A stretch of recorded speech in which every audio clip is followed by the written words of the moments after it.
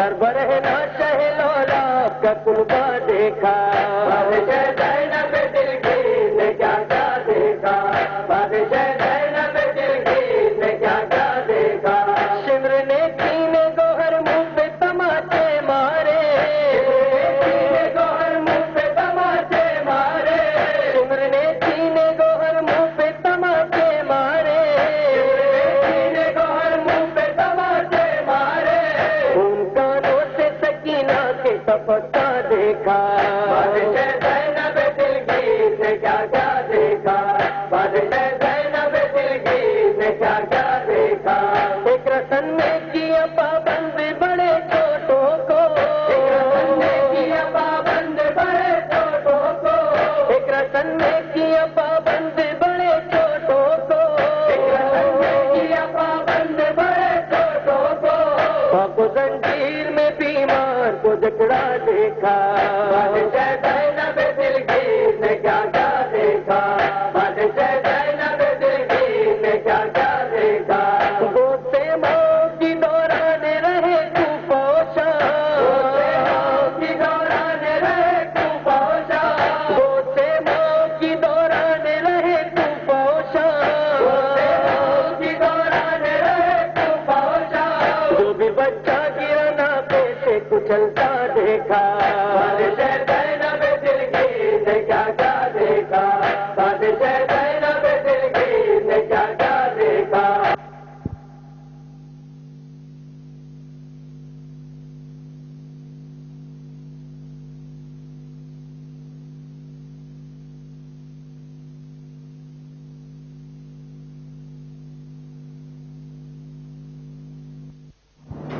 یہ روضہ اقدس شہزادی سکینہ بنت الحسین ہے. یہ وہ شہزادی ہے کہ علامہ رشید ترابی مرحوم یہ کہا کرتے تھے کہ جب میرا مولا رخصت آخر کے لیے باہر آئے، خیمہ گاہ میں آئے، اور سب سے رخصت ہو کر حسین ابن علی جب خیمہ گاہ سے باہر آئے اور حسین ابن علی نے ایک مرتبہ ادھر ادھر دیکھ کر آواز دی، حل میں یکدم جوادی، کوئی ہے میری سواری کا لانے والا. گھوڑا گردن ڈالے ہوئے سامنے آیا اور حسین پشت فرس پہ بلند ہوئے. چند قدم چل کے حسین ابن علی کا رہوار رک گیا تو معلوم یہ ہوا کہ یہ شہزادی رام میں حائل ہے. حسین گھوڑے سے نیچے اترے اور کہنے لگے، جانے پدر، ابھی تو میں تمہیں خیمے میں چھوڑ کر آیا تھا، پھر کیوں نکل آئی ہو؟ کہنے لگی، بابا بات یہ ہے کہ آپ کو معلوم ہے کہ میں رات بھر آپ کے سینے پر سویا کرتی ہوں. گزشتہ رات آپ عبادت میں مصروف رہے، سکینہ کو نیند نہ آ سکی، سکینہ سو نہ سکی. بابا میں یہ چاہتی ہوں کہ آپ کچھ دیر مجھے اپنے سینے پہ سلا لیں. حسین ابن علی نے ایک مرتبہ فرش خاک پر اپنے آپ کو لٹایا. سکینہ سینے پہ پدر کے لیٹی. ایک مرتبہ آنکھیں کھول کر کہنے لگی، بابا جاؤ. ابھی میری آنکھ جو لگی تھی تو میں نے اپنی دادی کو یہ کہتے ہوئے سنا کہ سکینہ حسین کو چھوڑ دو. جاؤ بابا، خدا کے حوالے کیا، مگر بابا جانے سے پہلے ذرا ہمیں پانی پلا دو. فاطمہ کا لال بیٹی کو لے کے پشت خیمہ پر آئے، زمین کو ٹھوکر ماری، چشمہ آب جو جاری ہوا.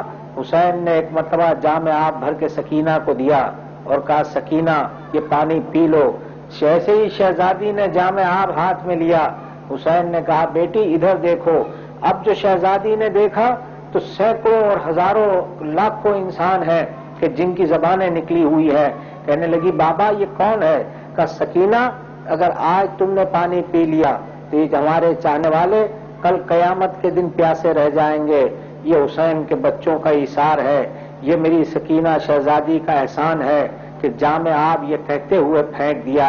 بابا سکینہ کو اپنی پیاس منظور ہے، مگر اپنے چاہنے والوں کی پیاس منظور نہیں ہے، اپنے چاہنے والوں کی پیاس منظور نہیں ہے. عزیزو، یہ وہ شہزادی ہے. اب جب شہزادی نے کہا، بابا ہمیں اپنے جد کے روزے پہ چھوڑ دیں. علامہ مرحوم اس مقام پہ کہا کرتے تھے کہ حسین ابن علی نے کہا، سکینہ تیرے باپ نے نماز شب میں دعا کی تھی کہ پروردگار تو مجھے ایک بیٹی عطا کر جو مجھ سے بہت محبت کرے، جو مجھ سے بہت محبت کرے اور حسین اس سے بہت محبت کرے، حسین اس سے بہت محبت کرے، بابا حسین اس سے بہت محبت کرے، سکینہ تو میری نماز شب کی دعاؤں کا ثمر ہے۔ مقدرات علی عظیم میں یہ گزر چکا ہے بیٹی کہ جب تو تماچے کھائے، داغ یتیمی اٹھائے اور حسین صبر کرے۔ یہ کہہ کر حسین گھوڑے پہ سوار ہوئے۔